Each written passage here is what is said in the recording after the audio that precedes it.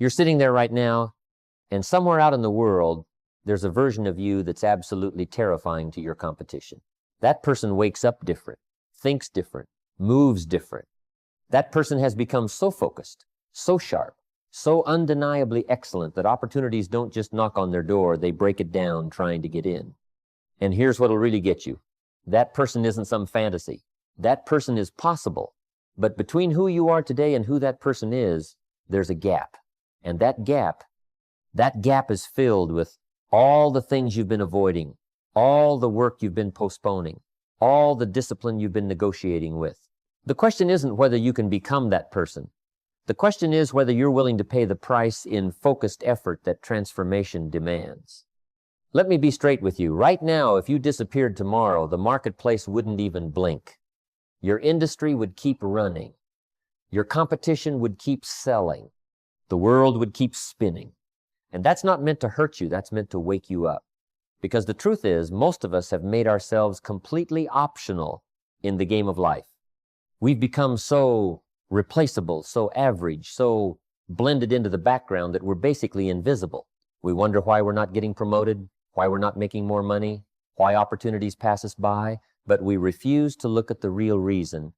The real reason is simple, and it's something you've got to face head on. You haven't made yourself valuable enough yet. You haven't become the kind of person that the marketplace rewards.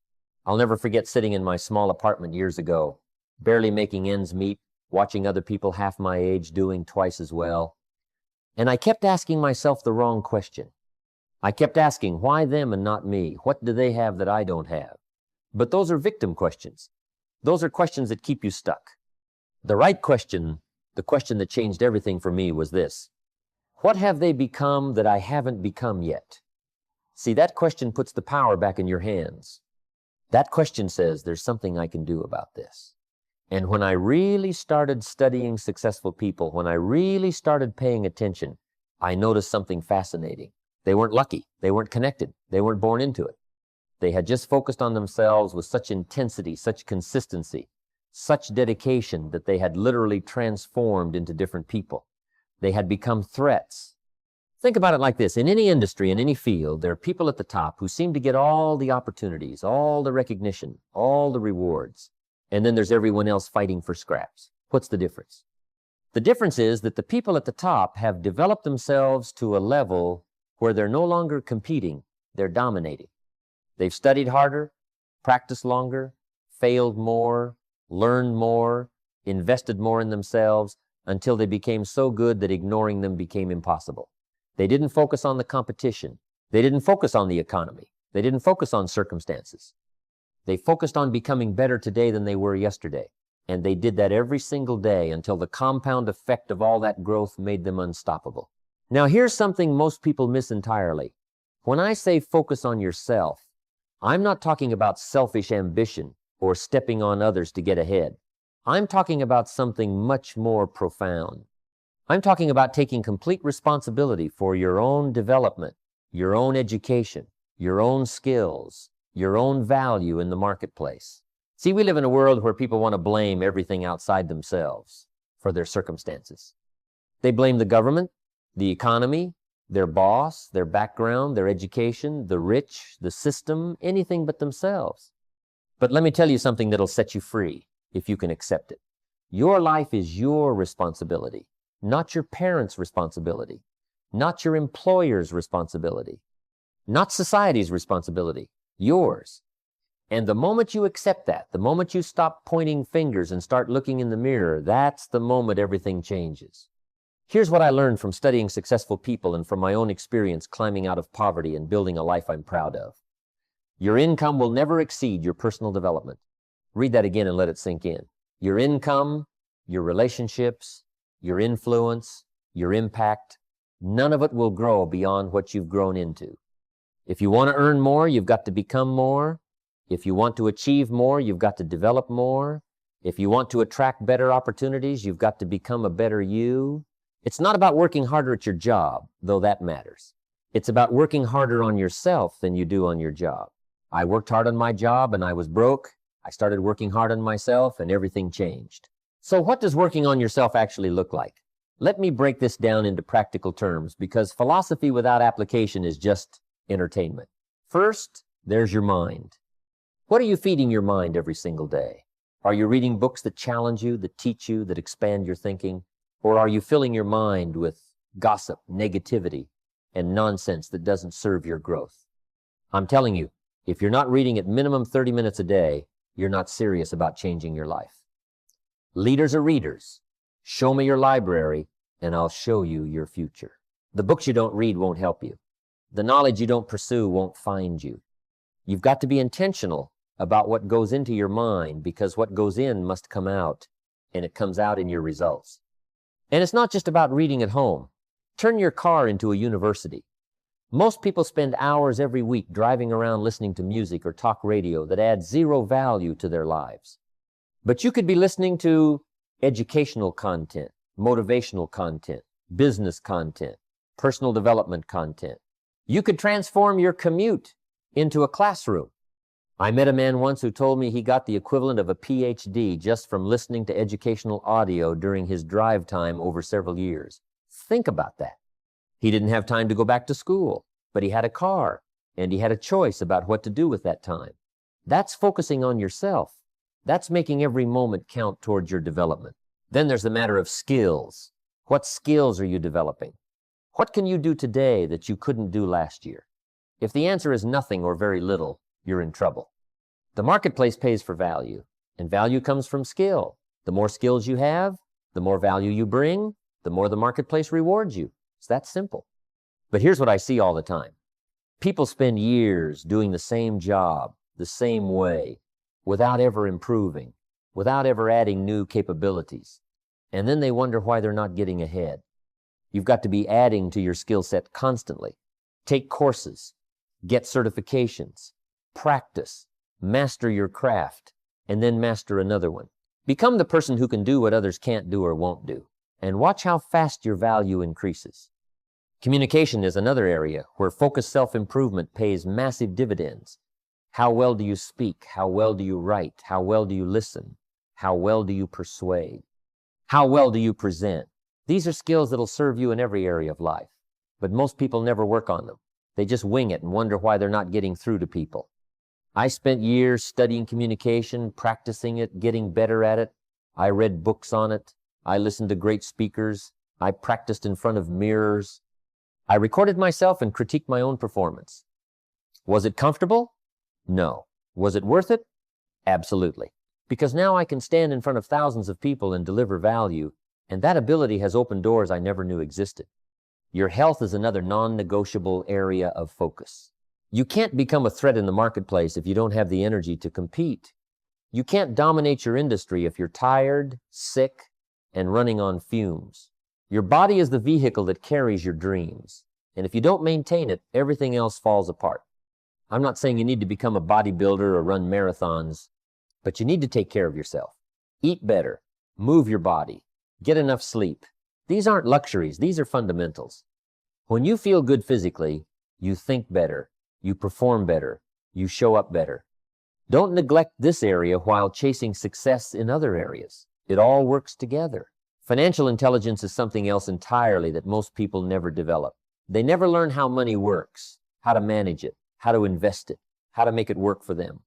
They just earn it and spend it and wonder why they're always stressed about finances.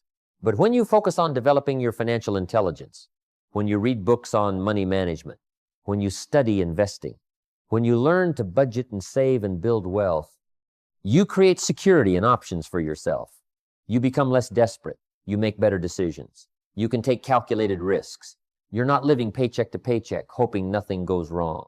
That kind of financial foundation gives you confidence that shows up in everything you do. Now, here's something critical about this whole process of self-development. You've got to guard your time like it's the most valuable thing you own. Because it is. Every minute you waste is a minute you could have invested in becoming better. And we waste so much time.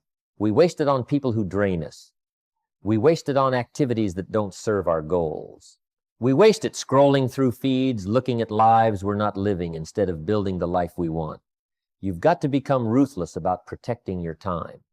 That doesn't mean you can't relax or have fun, but it means you're intentional about it. You're not accidentally falling into distractions that steal hours from your development. The people you spend time with matter more than you probably realize. Show me your friends and I'll show you your future. If you're spending all your time with people who aren't growing, who aren't pushing themselves, who aren't going anywhere, guess what's going to happen to you? You're going to stay right there with them. Not because they're bad people, but because we become like the people we associate with. It's just how it works. You've got to find people who are ahead of where you are, people who challenge you, people who inspire you to be better. Find mentors, find models, find people who've done what you want to do and learn everything you can from them. And here's something about modeling success that's pure gold. You don't have to figure everything out from scratch. Someone has already done what you're trying to do. Someone has already solved the problems you're facing. Find those people, study them, learn their patterns, adopt their habits, model their thinking. This isn't about copying. It's about learning from those who've already paid the price for the wisdom you need. When I was starting out, I found people who were successful and I watched everything they did. I read what they read. I listened to what they listened to. I practiced what they practiced. And it compressed decades of trial and error into years of focused learning. But here's where most people go wrong with self-improvement. They study their weaknesses. They spend all their time trying to fix what they're bad at instead of multiplying what they're good at.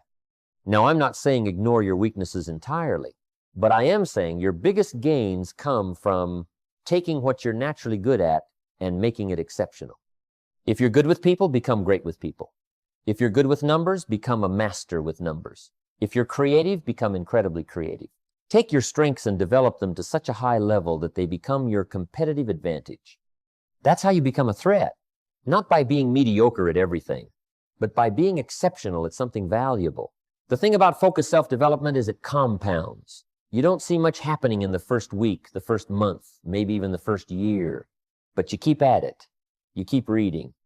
You keep learning. You keep practicing. You keep growing.